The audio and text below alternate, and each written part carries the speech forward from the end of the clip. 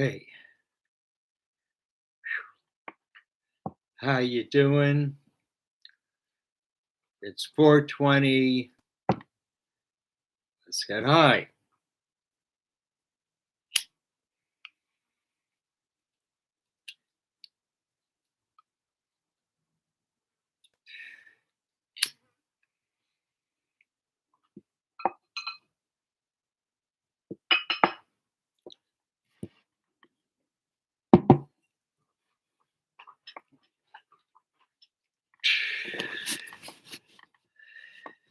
All right.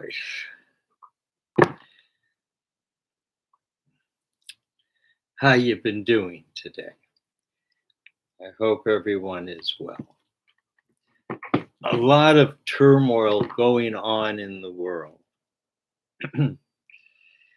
And with all of this, there's these dudes that keep trying to justify, the war machine of America, because they're all um, sold to it.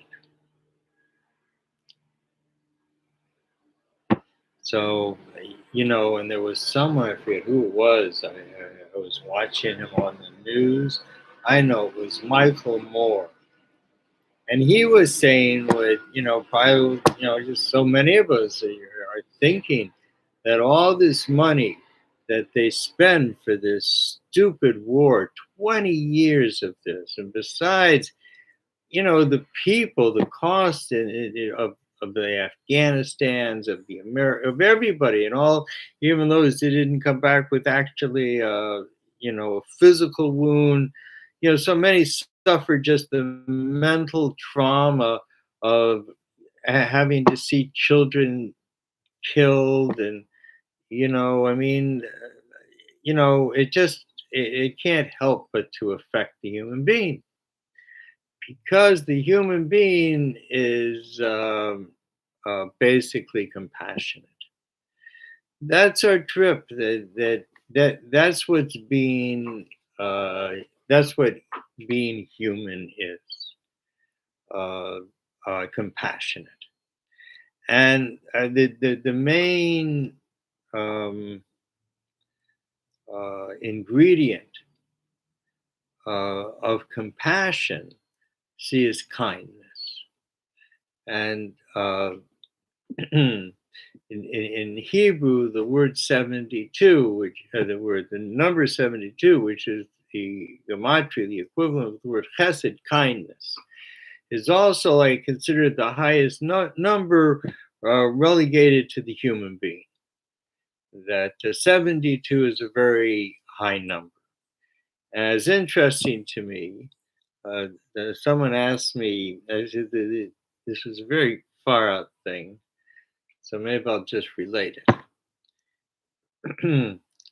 So, uh, so it happened like, I don't know, maybe like almost 20 years ago when I first came back to California. I was born in California. After so many years, I decided to come back. Things weren't looking too good for me, and you know, look homeward, angel. Anyways, I came back, and one of my favorite stomping places had been the Big Sur along the California coast, between North and Southern California. And I met there. I was very like, I'm a writer, so I'm like, they have a library there of Henry Miller, who was one of my people, one of the literary figures that I respected. And they had quite a little nice little trip there going.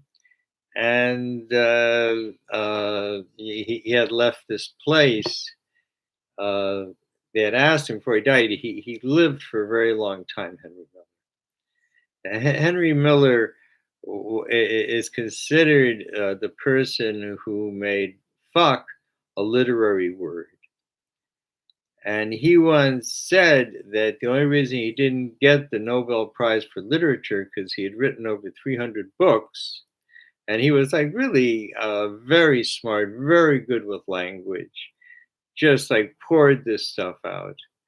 and but rather I thought rather snobby, even though he was living the low life, you know. But he always maintained this kind of snobbiness of him. Yeah, anyways, so at the end, at the end, this was like in France, and we got this is what Allen Ginsberg, who recently passed away. No, Allen Ginsberg passed away a number of years ago, but Lawrence Ferlinghetti, who published Allen Ginsberg, uh, uh, Howl, I believe. So and had also published Henry Miller's um,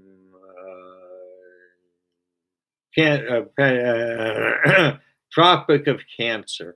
Both of them had run into problems with the not forget what it's called, but the ones who consider what books are should be printed, and these two books were like no. And so Ferlinghetti went to trial over this. He insisted it was freedom of speech, and he won. And that really opened up kind of the floodgates of what people could say, and pretty soon people were just saying anything. Which, in a sense, because whenever something like that happens, like when they did it, it was like just jaw dropping, because they had gone such a far distance from the norm. But then as it got more sort of popular and popular, lady like later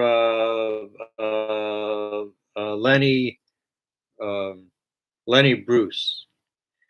So I remember him, as a teenager, young teenager, and he used to. I was living in the Bay Area. He'd come around and get arrested because they didn't like his language. They say he died of an overdose of heroin, but his friend said that he died from an overdose of cops, because they were just dragging this poor dude. He was a comedian, and they were always dragging him in for doing something that they considered was, illicit, whatever, these laws that they had, because they want to constrain society, according to their understanding. And we're going through a similar thing right now, where all these things with the abortion, the thing in Texas, and the anti-immigrant, and the racism, and it's all about these people trying to hold on to power as long as they can. It's like the Titanic is going down, and they want to stay afloat as long as they possibly can. Which is unfortunate that they feel that way, because in Titanic they gave up their lives. Here they're just being asked to give up their kind of their privilege. Enough. You really, for whatever good it did all these people, they got themselves into a place of power, or they got themselves into a place of great wealth, like all the people who benefited from the war, all the people who made all the mechanisms of war that we, the citizens, paid for. We just paid it to our own other citizens who became extremely wealthy from war. And then along with that, we sent our children also. And so, no one's going to go and track these people down and take their money away. They got that privilege. And the ones that are born like with white privilege, they got that privilege. Even though we're all immigrants, they got that privilege because a certain sect, really took a hold of America. We used to call WASP, white Anglo-Saxon pricks. No, yeah.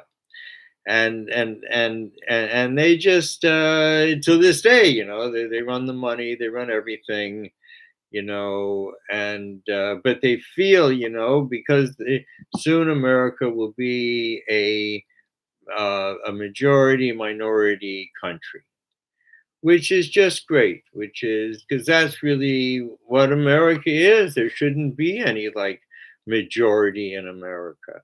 It should be a bunch of minorities. That's the whole idea of the United States of America, that each state has its own kind of separate kind of thing called like states' rights. And, um, and a state like Texas, like it wants to. See, they're doing everything wrong. I mean, it's kind of funny because they say, that abortion should stop when there's a heartbeat. But see, actually, it's the opposite. That there's no abortion until there's a heartbeat. It's around 41 days, and that's both the Jewish and the Muslim books of prophecy say that's when the soul enters into the body. That's when abortion becomes uh, a possibility because now there's life inside of the woman.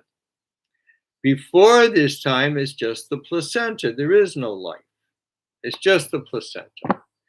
And so if a woman would terminate a pregnancy before 41 days, it's not considered an abortion. And that's what they should be teaching people. True, you have to really be, a woman has to, have this, be taught this and the importance of this. A woman has sex, she should note the date. And so she could, if she, in other words, God is pro-choice for the first 40 days, and a woman can decide, I want to get pregnant, I don't want to get pregnant, I don't want to get pregnant, I'll terminate the pregnancy, before there's life in me. It's sort of like you get these things, like you want to join the NFL, like the cable or whatever. So they give you a week free. And so the way God does, He gives you 40 days for free. You can have sex, you can get pregnant, but it's not an abortion if you terminate the pregnancy, because that only starts after 41 days when there is a viable heartbeat. So there is a way of like putting everything together where we could all just agree. Of course, in order to do that, they would have to let other knowledge into the conversation other than just theirs. And see, that's what they do. They kind of they set the game up. They tell you how many pieces there are. They take the advantage, and then they tell you, no, go see if you can change things.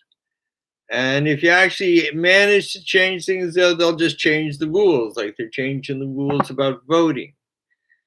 But the truth is, it's getting harder and harder for them.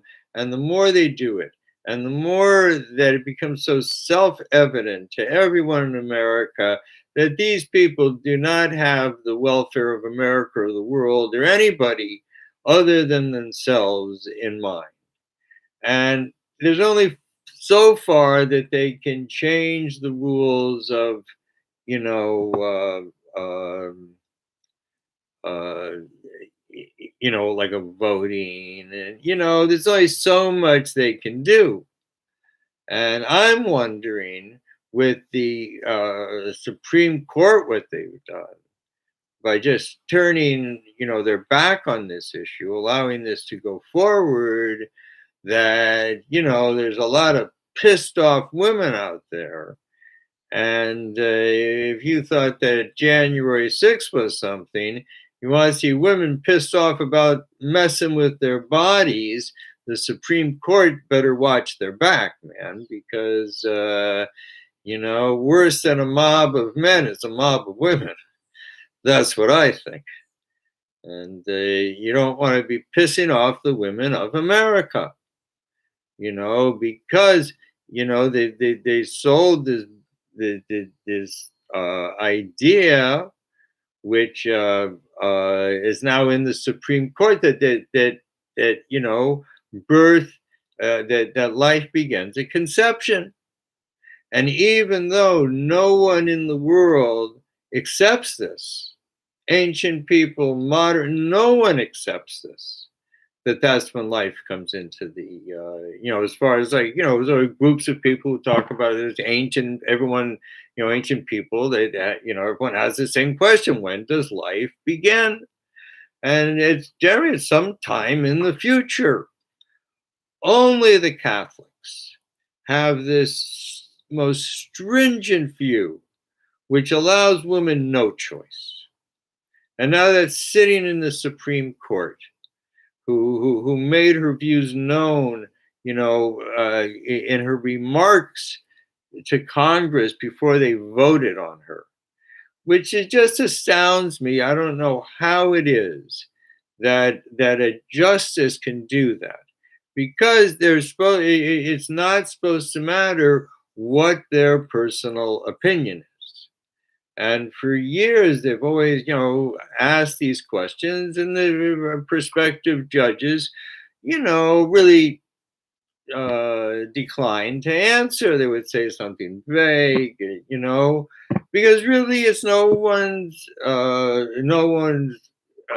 business, and we're trusting that they don't allow their opinions to seep into justice, because justice is not about the opinion of the judge. And here you got this judge who's a woman to make this declaration, and against really all women in the world. I mean, it's really just astounding. And so this thing, the only way that Rome can win, and this is the Roman Empire just fell into religion, and is to fight. That's what they're good at: divide and conquer. So the Supreme Court wasn't always like this. It used to be more bipartisan, even though there were Democrats and Republicans. But they were really, there's kind of a science in law, a logical, technical way to come to what justice is. That's what the justices are supposed to do. And when other courts, cannot really come to a conclusion about, of a particular subject, so these 9 justices, they get together and they just start talking with one another. And because each of them is very skilled, has a different way of looking at it, and you come to some sort of conclusion. But, over the last 20 years, things have really changed. And one of the things that changed is they made this division. It's probably like 40 years, but, they made this division in 2 ways to look at the Constitution. One being that, the Constitution is alive, meaning that you can extrapolate from the Constitution to a different time. This was written 200 years ago. And the other says, no, what's written there, that is like dogma. That's the way it is. Whether you understand it, you don't understand it, those are the rules of the road, and that's what we're all going to deal with. And so they really made it kind of a battle between sides. And since one side is very, Republicans always been, the whole idea of the Republican is supposed to be of the republic, of the country as a whole. And so they tend to, be closer with the money people. And the Democrats, they were more, the democracy, demographics, the people. And there was a balance. When I was growing up in the 50s, there was a balance between the people and the the simple people and the rich people. And because it was good if the rich people made more money, because it helped the nation, but you don't want to help the nation, you don't want to exploit the nation, which eventually what happened, that this whole idea of excess, of more, the more the things they could addict us to, the more money they can make. And I see in the news, this just got decided with the Shacklers, the Stacklers, whatever the name is, that they went out and addicted the nation, took in tons of money, then made a deal with the government. They would pay them, a kickback, a couple of $1 billion. And but then they can never be prosecuted. So they just exploited the people. And what are the people going to get? So they're after this money filters down through all the fingers who touch it before it actually gets to the people, they're going to get some sort of way to try to rebuild their lives. Meanwhile, there's nowhere to live after they rebuild their lives, and more and more people have lost their homes through fire and through flood, and there's not an appetite to build anything for people, but rather to make things for the rich. That's where the money is. The rich got all this money. They can pay you a lot of money. So, and pretty soon they suck everything away. And yeah, I think we should have like a national kind of project, and particularly for kids, but I think anyone who can do anything, and just that they should, and I think by doing it, like you could, like get one, like you work on one, you get one, and just start building these tiny houses and start putting them there. Start putting them in parks. Start putting. I mean, because pretty soon it's going to be, the parks are just for the rich people, the houses are just for the rich people, and the poor people are going to get pushed lower and lower. And this is certainly just unacceptable. And it would be really cool to have just a project in America, everywhere in America. You need a job, come here, help us build a tiny house so a human being can live in a house. And there'll be other people, instead of realtors, have people going out and finding like different places, and building, like little communities of 10, 50 little houses, and have a main thing for, and because we work better in community like that, in small community. And then it would be much easier, we're more mobile that way. Either you can take your house, or if a fire flood comes, you can leave, and it's easier to get another one, sort of like these crabs that go from shell to shell. But this is, we need, I don't care. Rich people can be rich. I don't really care. They aren't making war with it. But they have, the rich people cannot stand up with such an amount of poverty in the world and in our country, and people living in the gutters, and and having to pay for health care, and just I mean, it's just, you should look around the world, and everyone's doing so much better than we are. We were the richest, the most powerful, and what did we do? We gave all our money to these wars. When W. Bush came into power in 2000, for the first time I remember in my lifetime, there was a huge surplus of money. And when he left, there was no money. And it says in the Talmud that the last emperor of Rome will be called Erom, which means naked, because the embarrassment that he will have from, just wrecking his treasury, for his religion. And that's what happened. Bush in Hebrew means embarrassed. And but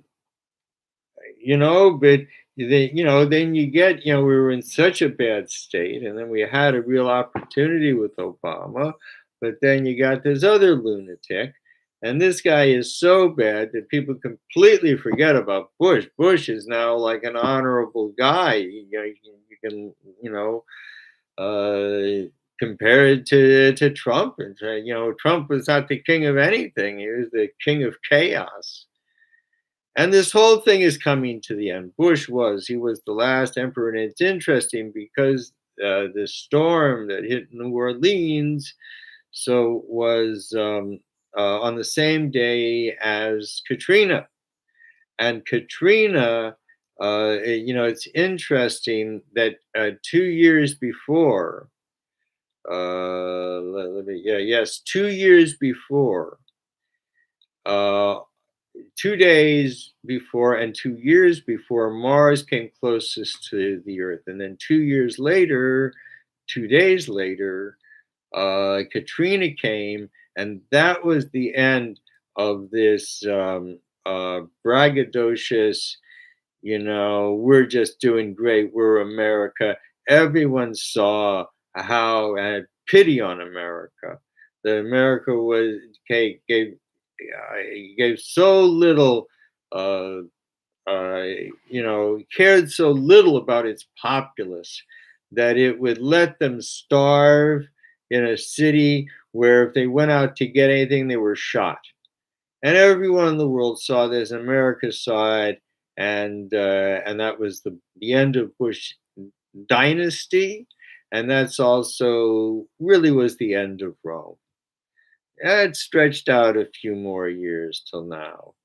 But the way to end Rome is to end the Roman practices. We need to stop calling the planets by the names of Roman gods. There's ancient names for all the planets, all the way out to Pluto. They knew about these. And what else? Hmm. And um, uh,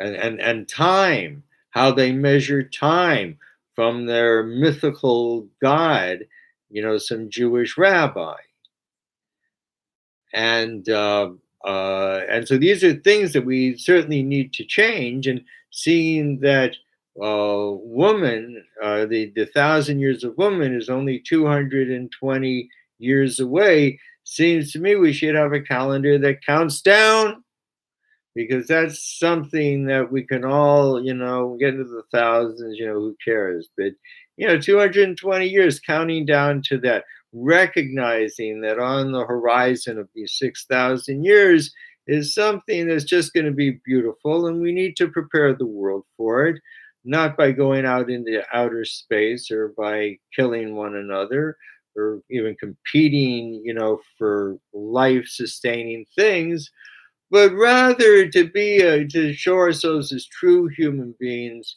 who give kindness. And that's really you want to make the Taliban better, be kind to them. It might seem like an anti-intuitive, thing, but that's what's going to cause things to like back down. We need to be kind to people. We need, America's a place of kindness. We should be exporting kindness instead of war. And even though people will take advantage of it, governments who are corrupt will take it for themselves, but some will get through. People will know, as they used to know about America, that America was America the Beautiful, that America saved people when they were in harm's way and wars, and brought people life-saving things when they had calamities. America was loved around the world, but we went too far, and we made ourselves a superpower, which in the end was just a stupid power. Anyways, please go to my website, dovidhouse.com. Please purchase my latest book, Zohar Beyond the Black Hole, and you will get a revelation, a new revealed way to see reality. And when you see what's really real is really cool, really beautiful, really positive, and it's right there. We just have to open our eyes. But first, you have to open my book. That'll open your eyes, and then you'll see it. It's clear, no question. everyone together. God loves us all. Have a great day. If you're not high, get high, because getting high pushes away the negativity. Bye.